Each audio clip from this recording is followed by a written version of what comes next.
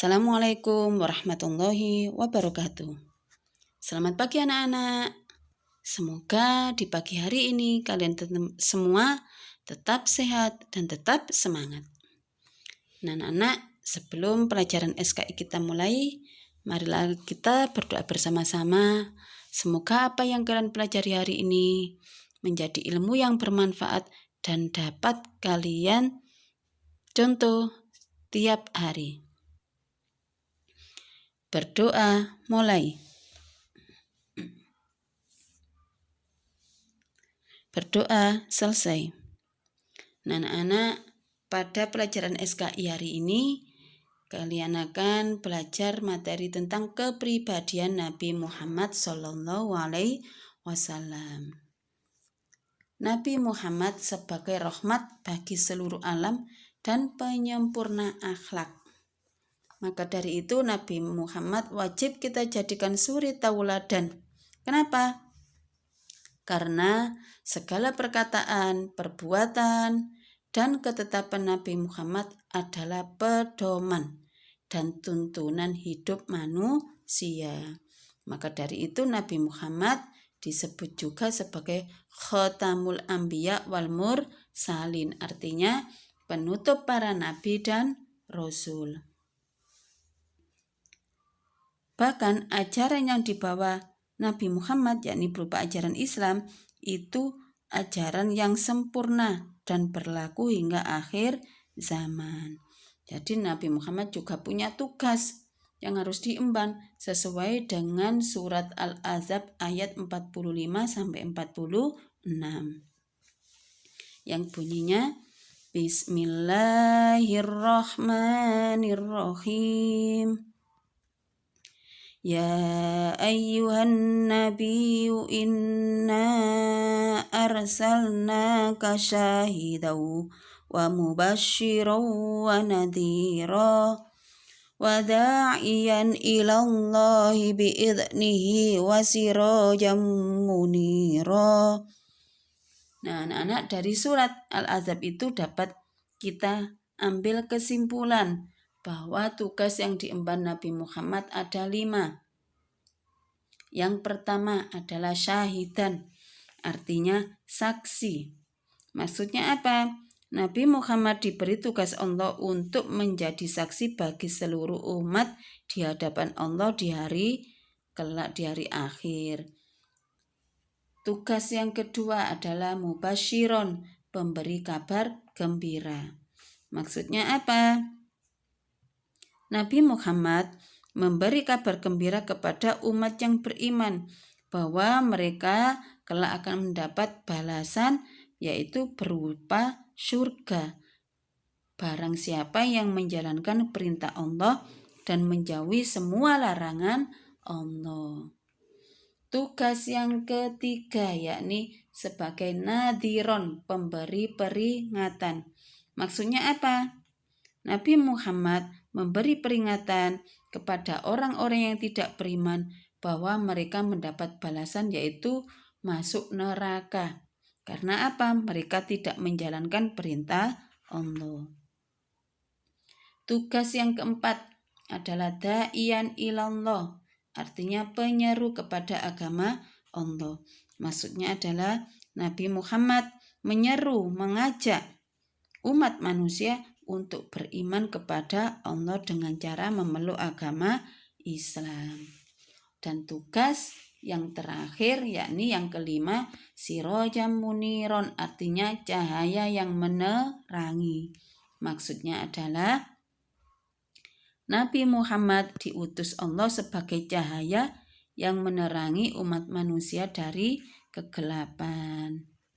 Nah anak-anak, itu tadi tugas yang diemban oleh Nabi Muhammad. Di samping itu, Nabi Muhammad juga punya sifat-sifat mulia, yaitu ada sifat wajib Nabi Muhammad yang dimiliki Nabi Muhammad. Yang pertama adalah siddiq, artinya jujur. Kejujuran Nabi Muhammad, bahkan ketika beliau belum menjadi nabi, beliau itu mendapat julukan dari kafir Quraisy, yakni Al-Amin, karena kejujurannya itu. Nah, yang kedua adalah amanah, dapat dipercaya. Kepercayaan Nabi Muhammad tidak dapat diragukan. Ini dapat kita ketahui ketika Nabi Muhammad berdagang membawa dagangannya Siti Khadijah. Karena amanah yang dibawa Nabi Muhammad, bahkan Siti Khadijah mau menikahi Nabi Muhammad. Sifat wajib yang ketiga adalah tabligh, menyampaikan. Yakni apa? Menyampaikan apa saja yang diwahyukan Allah kepada umatnya.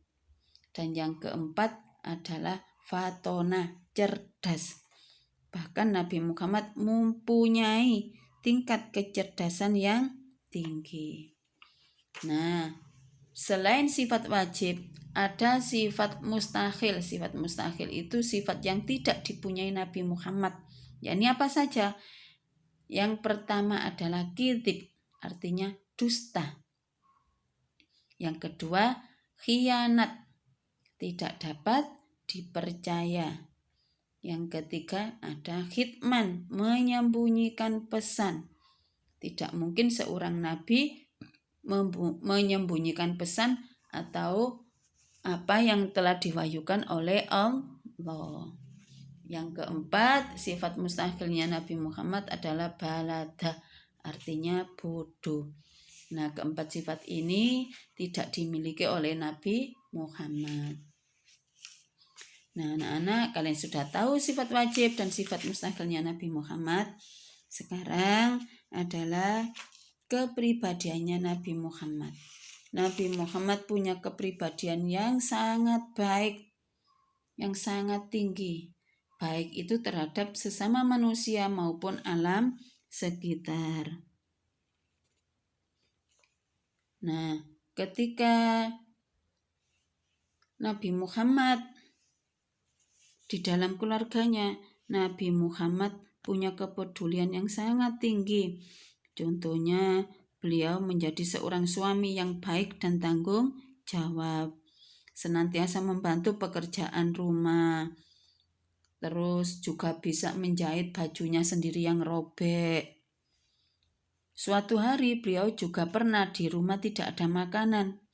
Bahkan mungkin cukup dimakan untuk anaknya saja. Maka Nabi Muhammad menjalankan puasa. Nah, itu saking atau begitu perhatiannya Nabi Muhammad kepada keluarganya. Nah, dengan sesama manusia juga begitu. Nabi Muhammad pernah memberikan makan kepada pengemis Yahudi, dan pengemis itu adalah buta, dan biasanya pengemis itu ada di pojok pasar Madinah.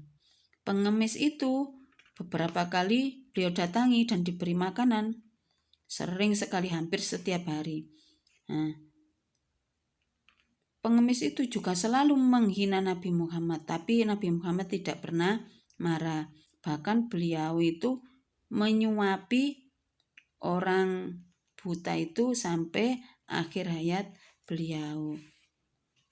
Atau lagi ketika Nabi Muhammad mau berangkat ke masjid, setiap hari beliau itu dilempari kotoran manusia oleh seseorang. Nah, ketika lewat beberapa hari, Nabi Muhammad tidak menemui orang itu. Kok enggak ada orang yang melempar saya dengan kotoran. Nah, ketika bertanya bahwa orang yang sering melempari Nabi Muhammad itu sakit, Nabi Muhammad adalah orang yang pertama kali menjenguknya. Dengan begitu, orang yang sakit ini tadi, orang kafir Quraisy ini tadi, bahkan masuk Islam. Nah, dengan alam sekitar juga begitu. Nabi Muhammad memperlakukan binatang dengan baik, tidak mendoliminya. Nah, anak-anak, ini tadi adalah kepribadian Nabi Muhammad yang wajib kita contoh dalam kehidupan sehari-hari. Semoga apa yang kalian pelajari hari ini dapat bermanfaat. Dan jangan lupa, ayo bersama-sama kita meneladani Nabi Muhammad dengan cara mengikuti akhlak-akhlak beliau. Kita contoh akhlak-akhlak beliau yang baik dan kita usahakan diterapkan dalam kehidupan sehari-hari. Nah, anak, pada pertemuan kita hari ini Bu Eni cukupkan sampai di sini. Semoga bermanfaat dan Bu Eni akhiri. Assalamualaikum warahmatullahi wabarakatuh.